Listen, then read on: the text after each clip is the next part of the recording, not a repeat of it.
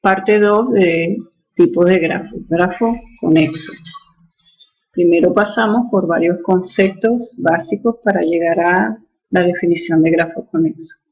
Se dice que un camino es simple entre B sub 0 y B sub k cuando no aparecen en ese camino vértices repetidos.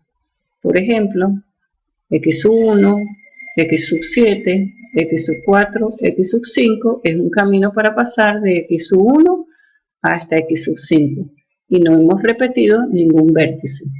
Se dice entonces que ese camino es simple y se denota con la letra C. En el segundo concepto se trata de la definición de longitud, que es el conteo del número de aristas que contiene ese camino simple. Una arista, dos aristas, tres aristas, es decir, la longitud del camino para pasar de x sub 1 hasta x sub 5 es igual a 3.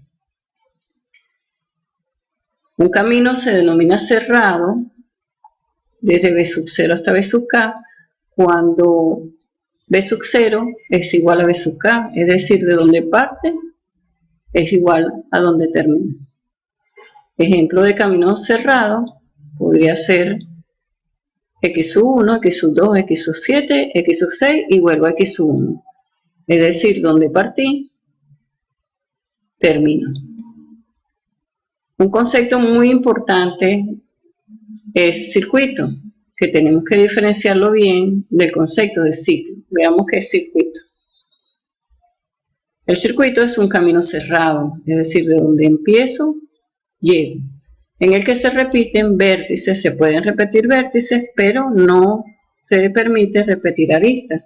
Un ejemplo en este grafo de un camino cerrado en el que se repiten vértices, pero no se repiten aristas, es decir, un ejemplo de un circuito, lo tenemos acá.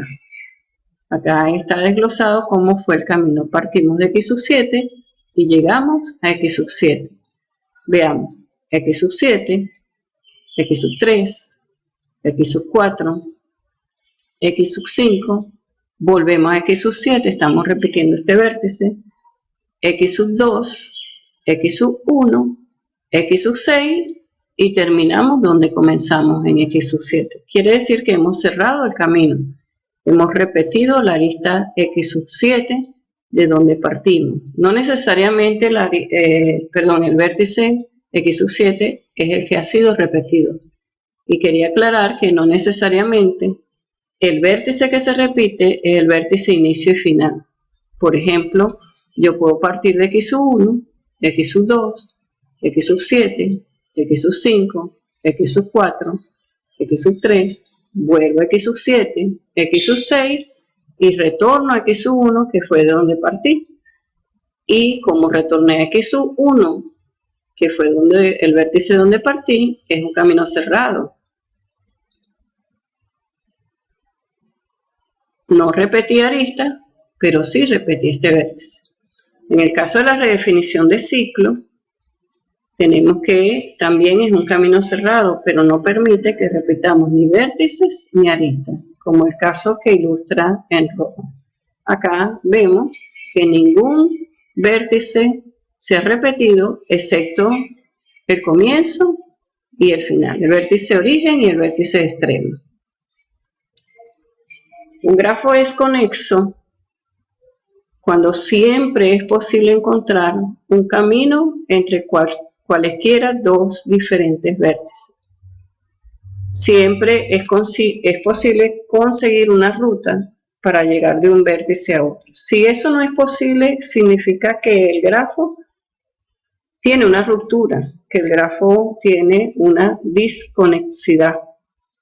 Acá en este grafo observan que para ir de un vértice a otro siempre es posible encontrar un camino.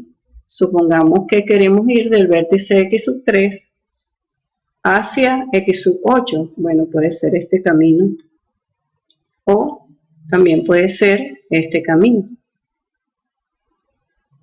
Este señor, que es un vértice extremo, siempre se puede llegar desde x sub 8 o desde cualquier otro vértice. Ejemplo, desde x sub 8 podríamos llegar hasta este camino. Cuando es imposible conseguir un camino para conectar dos vértices, se habla de que el grafo no es conexo.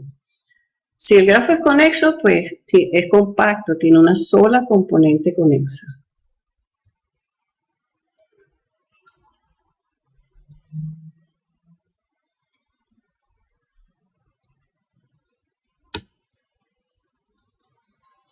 Por ejemplo, cuando el grafo no es conexo, se llama grafo disconexo. Vemos acá en la figura un grafo que tiene diferentes colores. Los colores son intencionales. Si nosotros desarmamos o separamos los de la figura de los diferentes colores, es decir, los subgrafos, tenemos que la figura negra, el subgrafo negro está acá, el subgrafo rojo está acá y el subgrafo azul está acá.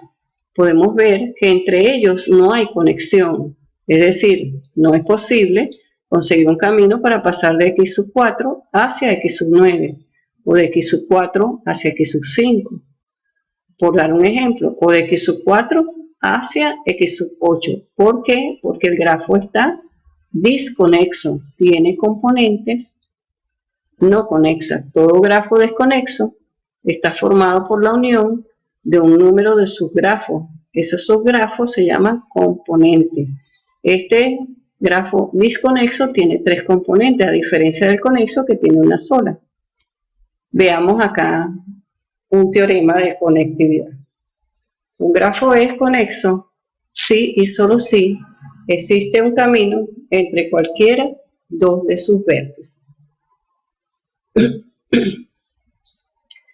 Este sí, solo sí, significa que se puede leer de manera directa G es grafo conexo, entonces existe un camino para cualesquiera dos elementos o dos vértices del grafo. Estamos leyendo un grafo G es conexo, entonces existe un camino entre cualesquiera dos de sus vértices. Si leemos la otra dirección del sí solo sí, de grafo simple, es decir, vamos de acá, de donde existe un camino entre cualesquiera dos de sus vértices, y vamos a concluir entonces que G es conexo. G es grafo simple y existe un camino para todo x sub y x sub j, es decir, para cualesquiera dos de sus vértices. Entonces, si el grafo es simple y existe un camino que siempre conecta dos de sus vértices, entonces se puede concluir que el grafo es conexo. Acá tienen la demostración. Si el grafo es conexo, a juro, existe un camino que conecta a cualesquiera dos de sus vértices diferentes, es decir, la conclusión está dada desde la definición de grafo conexo.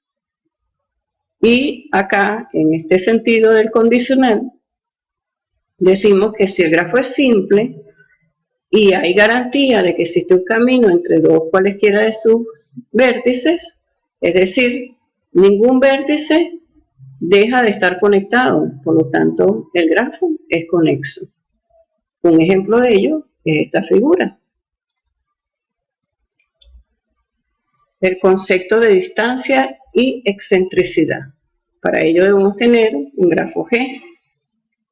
Si dos vértices del grafo, B sub I y B sub J, se encuentran en la misma componente conexa, se define la distancia de B sub I a B sub J como la longitud del camino simple más corto.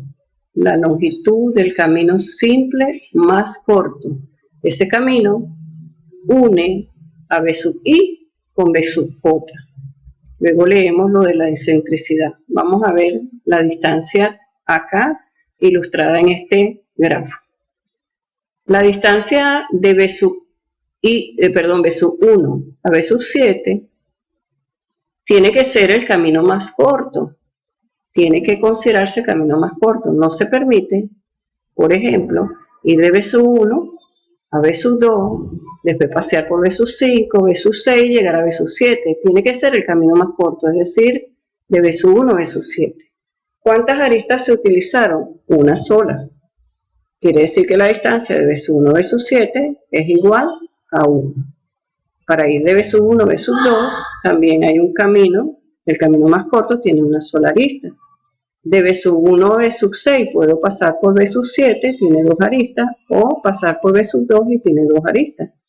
Acá está, la distancia de B sub 1 a B sub 6 es 2. La distancia de B sub 1 a B sub 2, a B sub 5 es 2, pasamos por 2 aristas. La de B sub 1 a B sub 4 tenemos entonces 1 y 2 aristas. Y la de B sub 1 a B sub 3, una arista, 2 aristas, 3 aristas. Una vez que tenemos la lista de las distancias, vamos a leer la excentricidad de un vértice, que se denota con E aplicado a B. Es la mayor de las distancias de ese vértice al resto de los vértices. ¿Cuál es la mayor de las distancias de B1 al resto de los demás vértices? 3. Se dice que la excentricidad de B sub 1 es 3 porque es la mayor de la distancia que tiene B sub 1 hacia los demás vértices. Eso se hace en cada vértice, se determina su excentricidad. La excentricidad de B sub 2, cuando ustedes lo pueden verificar, es igual a 2, la excentricidad de B sub 3 es igual a 4. Recuerden que para sacar las excentricidades hay que sacar primero la lista de distancias para escoger la mayor distancia. Una vez que tenemos todas las excentricidades de cada uno de los vértices del grafo, escogemos la menor excentricidad y decimos que la menor excentricidad es el radio de G. Entre estas excentricidades de este grafo, la menor excentricidad es 2. Quiere decir el radio de este grafo es 2. Y el diámetro es la mayor excentricidad, que es 4.